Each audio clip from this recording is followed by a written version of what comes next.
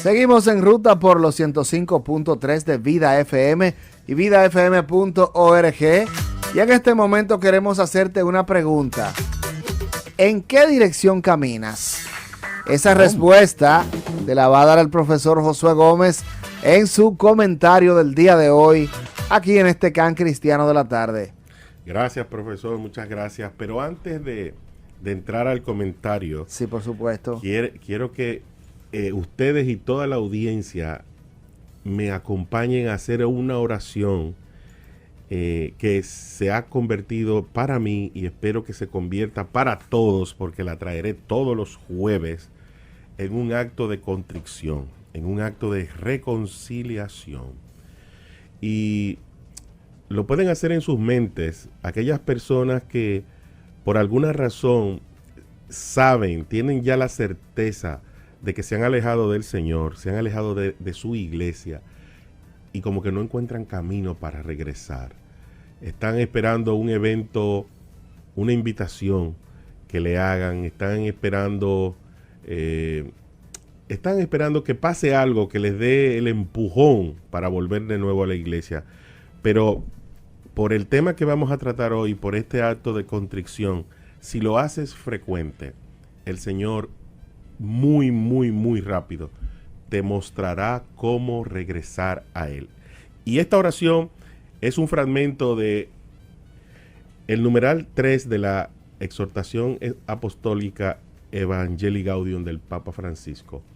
Y vamos a decir así: en el nombre del Padre, del Hijo, del Espíritu Santo. Amén. Amén. Este es el momento para decirle a Jesucristo: Señor, me he dejado engañar, de mil maneras escapé de tu amor, pero aquí estoy otra vez para renovar mi alianza contigo. Te necesito, Señor, rescátame de nuevo, acéptame una vez más entre tus brazos redentores. Amén. Amén. Amén. Amén. Muy, muy, muy interesante, ¿verdad? Y sobre todo una oración que engloba muchas cosas juntamente con el Señor.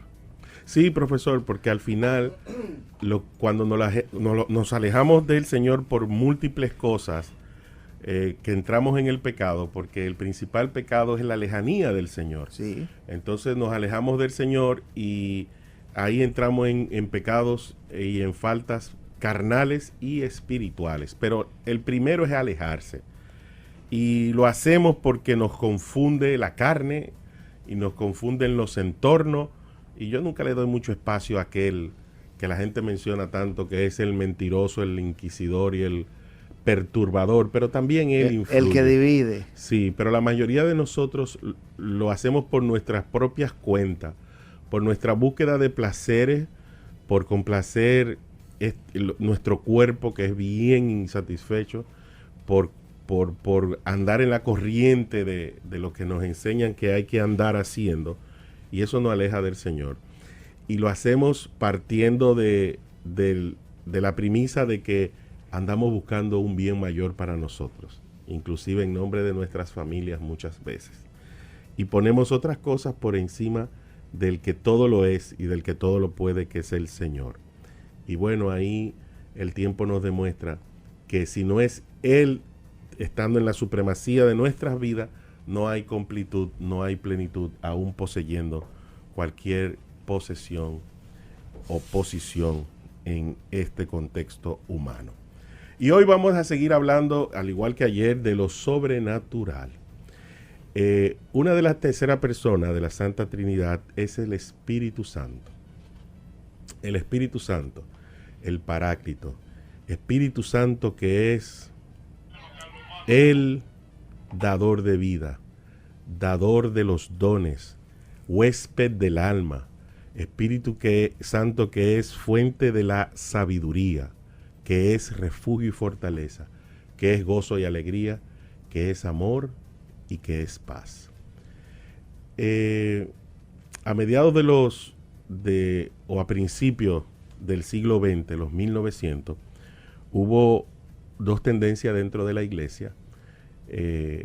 donde había un sacerdote dominico, en este momento se me acabó de olvidar su nombre, y uno franciscano, donde discutía el dominicus, y fue una corriente que casi cisma la iglesia, donde decía que cada uno de la Santa Trinidad tuvo una época dentro de la historia de la salvación del pueblo. Que el Padre tuvo una época, que el Hijo tuvo una época, y que el Espíritu Santo tiene una era y una época. Y bueno, y tenía una serie de justificaciones. Una de ellas es que el mismo Jesús dice: me voy, pero les envío al que los acompañará, los capacitará y los tendrá, y estará entre ustedes hasta mi segunda venida, que es el Espíritu Santo. Y bueno, y desde entonces, gracias al Espíritu Santo, y lo vimos en su tercera manifestación de Pentecostés, la primera fue en la Anunciación, la segunda fue en el bautismo del Señor, y la tercera fue Pentecostés, cuando reunidos en el aposento alto, los discípulos y María, pues llenos de temores, obedeciendo al Señor, estaban reunidos y no se explicaban cómo iban a cumplir el mandato continuo que el Señor le daba, de que iban a ir por todo el mundo y anunciaban el Evangelio. Y me imagino que la principal limitación que ellos mismos decían: pero ¿cómo vamos a ir a todo el mundo a anunciar el Evangelio si apenas hablamos una sola lengua, el hebreo, y algunos manejaban hebreo, un poco de griego? Y estaban en Jerusalén, esa capital comercial, y era un día al parecer de mucho comercio, porque había gente de todas las partes. ¿Y qué hizo el Espíritu Santo? Los capacitó aparentemente en la principal limitación que ellos creían, y se manifestó esa capacitación en ponerlos a hablar en lengua.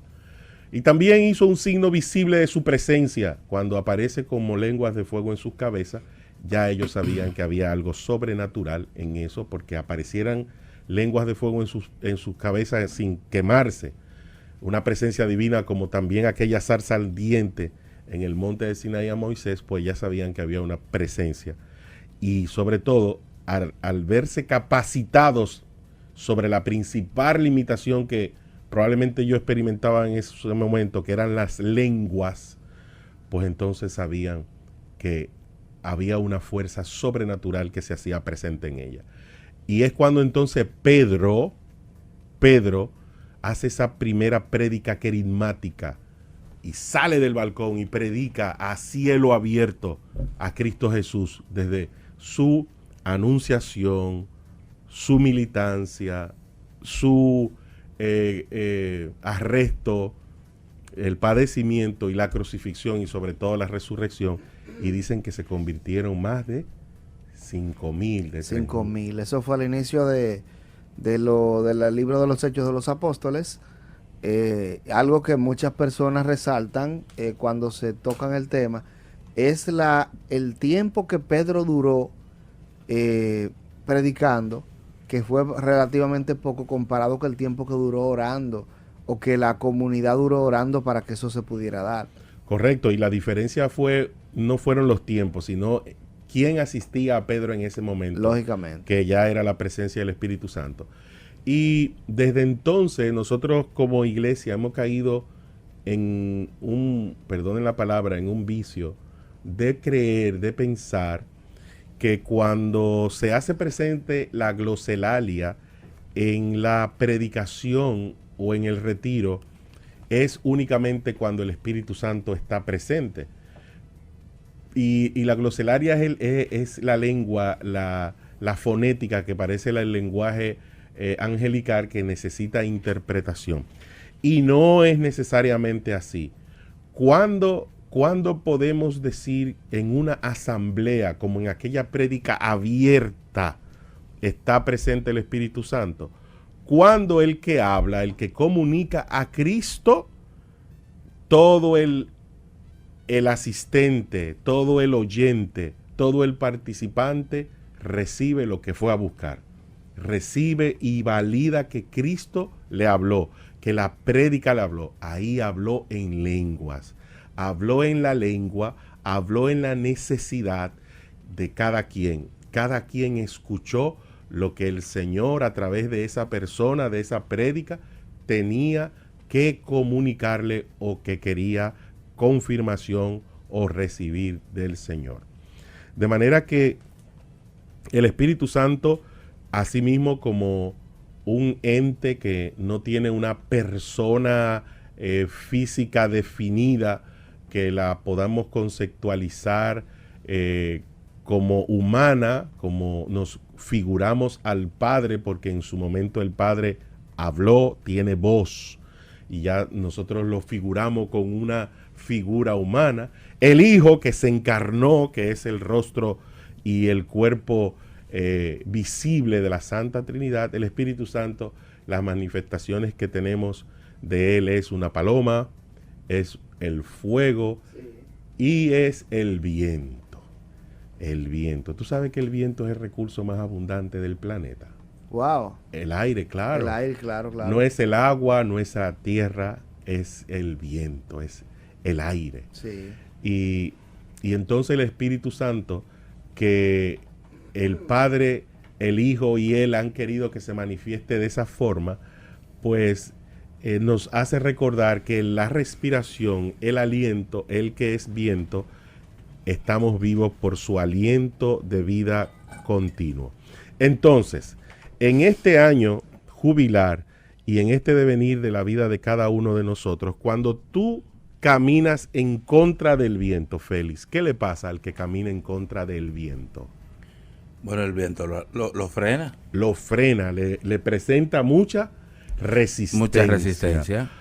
Probablemente por esta razón o por otras muchas más, muchas personas no ven, bueno, más que no ver, experimentan por qué sus vidas, sus realizaciones son tan difíciles, le cuestan tanto conseguir cosas, le cuesta tanto lograr cosas. Y es porque probablemente estén caminando en contra del viento, en contra del viento, en contra del Espíritu Santo. Una cosa muy interesante, profesor, y es que se habla mucho para para poner como comparación cuando una persona está en contra de los parámetros establecidos o en contra de algo que puede ser mucho más grande que él. Se habla mucho de que esa persona nada en contra de la corriente. Por supuesto, nada en contra de la corriente. Sí. Sí, y es lo que entonces nosotros debemos empezar a pedir de discernimiento al propio Espíritu Santo, la Madre que intervenga en nosotros para que nos sepamos poner en la dirección y en los planes, hacia los planes que el Señor pueda tener para nosotros. Porque te puedes pasar la vida contra viento. Te puedes pasar la vida sin entrarte en la corriente y en el propósito que Dios puede tener para ti. Y vives, no pasa nada. Dios es coherente y respeta tu elección y tu libertad. Sin embargo, si nos ocupamos de descubrir dentro de nuestros, incluyendo nuestros deseos y nuestros anhelos, cuál es la voluntad de Dios en mi vida, o cuál es la voluntad de Dios en la realización de cualquier ser humano, porque también tenemos tanto lo que la gente le llama ego, que entendemos que el Señor a ti, Jorge, te tiene un plan check, único. No, tu vida es única, pero tu realización está dentro de un marco de lo que la libertad te permite y dentro de la norma que ya Él te invitó a hacer. Eso es muy importante aclararlo, profesor, porque hay muchas personas que, como quizás ha pasado con personas específicas de la historia de la salvación, sí, profetas, claro. Siga. Ellos entienden que no, que hay que decírselo con punto y coma la vaina, ¿verdad? Exactamente. No. El que no ha recibido la llamada roja, como nos ha acostumbrado Hollywood, en el teléfono rojo, sí, la llamada del teléfono rojo de Dios, óigame, que se invente su propósito divino y que arranque, pero por favor arranque. No, que se lo invente, no, que lo descubra. No, es que no. No. Sí. Que arranque. Que arranque. Y que en el camino se dé cuenta si es eso o no. Pero que haga algo. Entonces tú me dices, Josué, ¿cómo arranco? Partiendo de qué arranco. Ahí están las Sagradas Escrituras. ¿Quiénes son los llamados mis hermanos? ¿Quiénes son los que van a estar a la derecha del Señor? Ahí está. Arranque a hacer así. Arranque a hacer lo que los discípulos hicieron. Arranque a hacer lo que Jesús lo llamó mis hermanos. Usted sabe, profesor, que yo, cuando conozco del Señor, al pasar el tiempo, entro en esta disyuntiva, porque mis hermanos en la comunidad que estaba en aquel tiempo, la Renovación, una gran parte tenían un llamado por dolor. Ese teléfono rojo sonó y Cristo lo salvó. Como dice un amigo mío, que la gente llega a Cristo de dos maneras, de pie o de rodillas. Ya lo sabe. Y yo me ponía de tonto a decir, Señor, pero ¿y por qué tú me tienes aquí? Pues yo no estoy aquí por dolor. Pero hizo darme cuenta de que yo estoy en los caminos del Señor por amor. Por amor a mí, Él, o sea, por el amor de Él hacia mí. Sí. No por el dolor de mi fracaso. Y me pude dar cuenta, por eso le decía ahorita, no, ¿cómo que se lo inventé? Hay que descubrirlo. Y yo descubrí en ese momento, o sea, no en ese momento, en el transcurso del tiempo, de que si yo estoy en la iglesia ha sido por el inmenso amor que Cristo me ha manifestado. Sí, pero yo quiero profundizar un poquito, Félix, en lo que tú hablas de... Sí, porque, verdad, suena como muy por allá arriba, pero que cada quien tiene una experiencia diferente. Sí. Sí, el explicarlo para mí es un poco difícil. Difícil en el sentido de que la gente sienta como que yo lo aterrice, como que no me dan los números, las palabras para aterrizarlo, pero para mí sí tiene sentido y justamente hay que buscar ese sentido, esa razón y como usted dice, ese propósito hay que identificarlo y hay que buscarlo. Todos tenemos un propósito para seguir a Cristo. Sí, totalmente. Hay gente que como tú, de alguna manera tú lo has manifestado, que dicen, a Cristo te llama, te atrae por dolor o por amor. Bueno, y hay que profundizar un poquito en decir, Cristo en el dolor, no es que Él te llama en el dolor. Es que te ama siempre. Exacto. Y no tan solo eso, Félix. En el dolor que tú te has provocado, Él te rescata, te asiste y te consuela. Pero no es que Él te llama. No, es la respuesta que uno da. Yo doy la respuesta en el dolor. ¿Entiendes? Tú das el sí en tu dolor, Él estando ahí siempre. ¿Entiendes? Siempre. Y cuando yo estaba bien, Él estaba. Cuando estaba bien, Él estaba. Lo que pasa es ahora que me fui para el fondo, Él sigue estando ahí. Sí, pero lo que pasa es que nos dimos cuenta en ese momento Exacto. porque estábamos distraídos. Sí, pero nosotros somos tan estratégicos que le queremos endosar tu falta de sí a Cristo. Decir, no, fue que Él ahora fue que ahora me llamó. No, compadre. Oye, qué pecho. Él no se movió del timbre todos los días ahí. No, y nosotros de soberbio, no, yo estoy bien. No, yo voy bien. Y cuando ya estamos en el subsuelo, allá abajo. Sí. ¿Entiendes? Abajo del fondo. Por favor, Señor. Abajo de lo último. Entonces ahí Él nos levanta, nos rescata, nos perdona y nos libera. Iba a hacer un comentario que iba a dañar el comentario. ¿Es verdad? Sí, no iba a hablar de las águilas. Pero... ahí lo dijo. Las águilas. Así que hermanos en Cristo, si aún estás caminando, militando en la iglesia y sientes que no estás realizando tu propósito, es porque no estás caminando con propósito dentro de la iglesia. Si quieres encontrar propósito, lee la Biblia. Ahí está su palabra y el Señor en su palabra nos dice claro a qué debemos parecernos, qué debemos hacer, dónde debemos habitar, cómo debemos comportarnos. Y si tú le empiezas a caer atrás al evangelio, como le preguntaron a San Francisco cuando fueron a buscar permiso a Roma sobre la fundación, deme su sus reglas, deme sus documentos fundacionales. Y Francisco pasó una Biblia, mire, es el Evangelio. ¿Tú? Ya. Ya. ¡Qué Óyeme, punchline! nosotros vamos a vivir de acuerdo a lo que dice ahí. Nosotros no necesitamos Ya, más reglas. Ya, si usted quería. Ya. Wow. Entonces el que anda en la iglesia, que anda esperando que el Señor le hable al oído o le hable en una salsa ardiente. No. Eso fue a Moisés. Eso Óyeme. fue a Moisés que le pasó. Eso. No, Sí. hay gente que anda como Jonás esperando que se lo coma un pez. Oye bien. Oye bien. Es verdad. Ahora yo pregunto, profesor, ¿y así fue que usted arrancó este año? Ah, Óyeme. porque si así fue que arrancamos este año. Dije, no, Profesor. esa está buena. ¿Qué? Como Jonás. Es Es verdad, yo coloco gente. No, el Señor me envía. Óyeme. Ajá.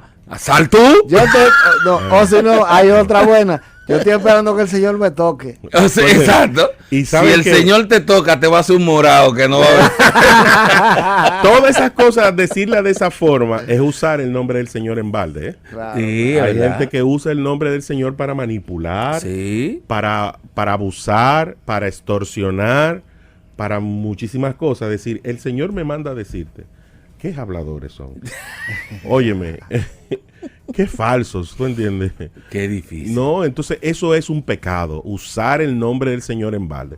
Cuando usted, porque a usted se le ocurre, o porque usted asume o piensa que las cosas son de una manera, o que una persona responde o reacciona de X manera, ya tú estás endosándole al Señor su respuesta y tu juicio y tu apreciación. Así que, hermanos, en este 2025, en este año del reset, del pues ponerse a Ya cero. lo sabe. Sí, este es el año de ponerse a cero con el Señor. Papá. Un reset. Ocúpate de ponerle propósito dentro de la iglesia al Señor. Recuerden los dos pecados de Pedro y de Judas. Dice Fray José, no lo digo yo, que el pecado de Pedro fue más grave y más grande que el pecado de Judas. Y lo explico brevemente. Judas tenía unos planes con Cristo sin Cristo. Judas tenía unos planes personales de él. Dicen algunos estudiosos, algunos exégetas, que Judas, al parecer, que esperaba la revolución del pueblo contra los romanos, pensó, si entrego al maestro, se levanta en armas el pueblo y se inicia la revuelta. Se arma el reperpero. Y adivinen Y él qué, va a tirar rayos y centellas. O sea que en una palabra, él estaba creando, ¿cómo que le llaman a eso? Una situación. Creando situaciones. Totalmente, él tenía un plan. Judas, cuando se le cae el plan, inmediatamente, porque el plan de él se iba a dar. ¿Cómo era que se llamaba el grupo? Los celotes, que eran Los celotas, porque revoltosos. Judas era celota. No, él era un Simón que era celote. No, Judas no era celote. No. Pero no tenía... No, pero Judas era un tipo lanzado. Por eso también el profesor Bosch, en su libro Judas Iscariote, el calumniado, habla que las dos personas que vivían más tanto liderazgo como Pedro dentro del equipo era Judas y María Magdalena. Y por eso hay una historia interesante de ese punto de vista que tenía el profesor Juan Bosch de quién era Judas. Es decir, fíjate que Judas era el administrador económico del grupo. Y desde Judas y desde el inicio de los tiempos en los grupos, nadie quiere llevar la cesta de los ¿Y cuartos. quién? Exacto. Óyeme, el que en un grupo dice, ven, yo voy a administrar el dinero, son la gente más lanzada y que no tienen O problemas. son personas que lo eligen por ser personas de mucha edad, de una credibilidad demasiado alta que nadie va a dudar de esa persona. Completamente. Entonces Judas tenía un plan sin Jesús. Él tenía un plan con Jesús, sin Jesús. Y entonces, a pesar de eso, iba a pasar lo que él... Algo de excepción, porque ya eso no pasa. Nadie tiene un ¿Cómo? plan con Jesús sin Jesús. Ajá. Aquí hay obispos que tienen sus Bueno. propios planes. En este tiempo. Ah, en este tiempo. Rogelio, Ah, que es un hombre que le ok. creíamos que iba a ser santo, Wow. Yo me di una tuvo sus asustada. planes. Tuvo sus planes particulares con Jesús, Cuan- sin Jesús, cuando digo- porque lo hizo claro, sin la iglesia. Cuando digo eso, exactamente, cuando digo eso me refiero Ah, me no se re- ponga me revolteado, ahora está refiero- asustado. ¿Qué es lo que le No, pasa? de manera Hasta yo estaba asustado. en tono verdad de sarcasmo, porque sabemos que lo más normal que nos puede pasar a los seres humanos es justamente tener los planes, como usted dice, con Jesús pero sin Jesús. No, exacto. No, es que Los políticos tienen planes con Jesús. y sin Jesús. Exacto. No, pero dentro de la iglesia, esos que le llamamos Judas, son gente religiosos, religiosas, consagrados, sacerdotes, obispos, y en la historia de la iglesia, papas, que han usado la iglesia de Cristo, que es su cuerpo, a su manera, sin no escuchando. Mira, el Espíritu Santo, yo creo que si fuera en estos tiempos, le hablaba con bocina, y no escuchaban nunca el soplido, la conversación, la señal, los mensajes del Espíritu Santo, y hacían sus agendas. Y por eso nosotros como iglesia tenemos tanto perdón que hemos pedido, y probablemente sigamos pidiendo que hay que seguir a la humanidad. Entonces Judas tenía un plan de Cristo sin Jesús, y se le iba a dar el plan, porque de que le echan mano a Jesús, tú sabes lo que hizo Pedro, ¿verdad?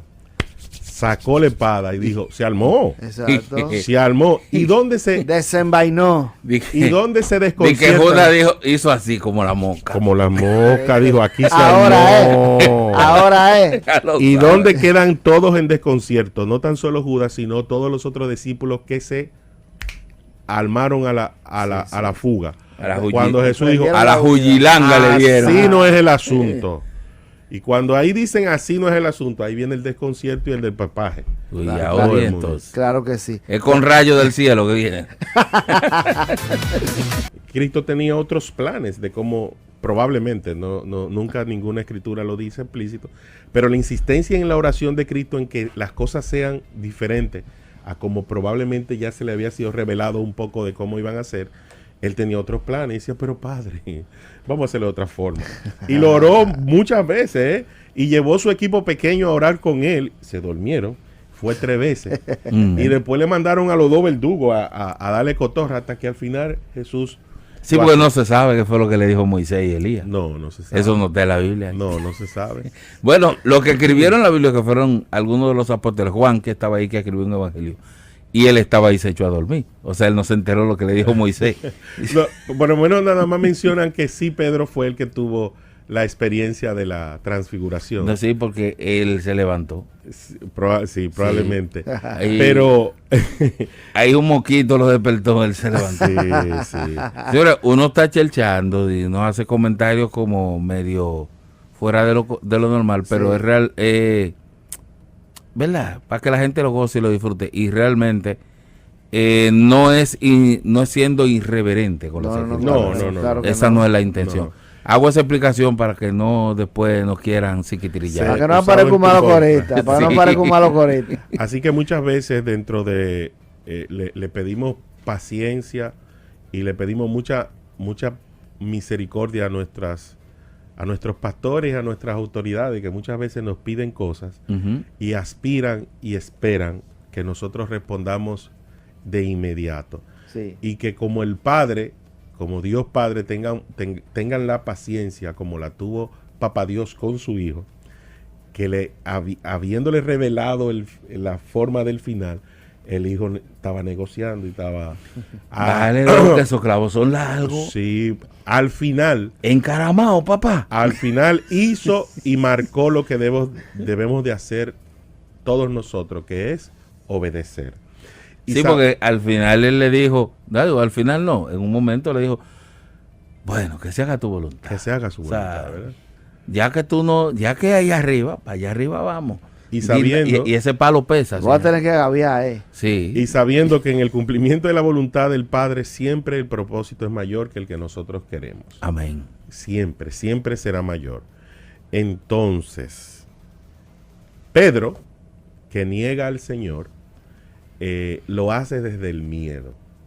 Pedro, a pesar de que es el que se queda próximo al Señor, en el momento que lo confrontan, en el momento que lo ven como Cristo, dicen, pero tú te pareces a Él, pero tú hablas como Él, óyeme los reconocimientos. Claro, Pedro se llena de miedo y lo niega 3 veces. Entonces, hay una negación de Cristo por miedo, temor, y hay una entrega de Cristo por un plan. Tú dices, ¿cuál de los dos era más elevado? Es decir, métete a lo humano. No ponga que era el Hijo de Dios que estaban entregando, pero tú entiendes. Uno era por un plan, entre comillas, mayor de Que liberar en la conciencia de Judas no estaba mal. No estaba mal, no, Judas era pelear que iba. Ya. Judas iba a usar a Jesús para que se diera la profecía del Mesías liberador. Acuérdense que esto es un pensamiento. O sea, Judas fue que le dio el tiro a trompa, que se arme el repelpero, pero no le salió. No, o sea, o sea, es como aplatanarlo, pero de verdad.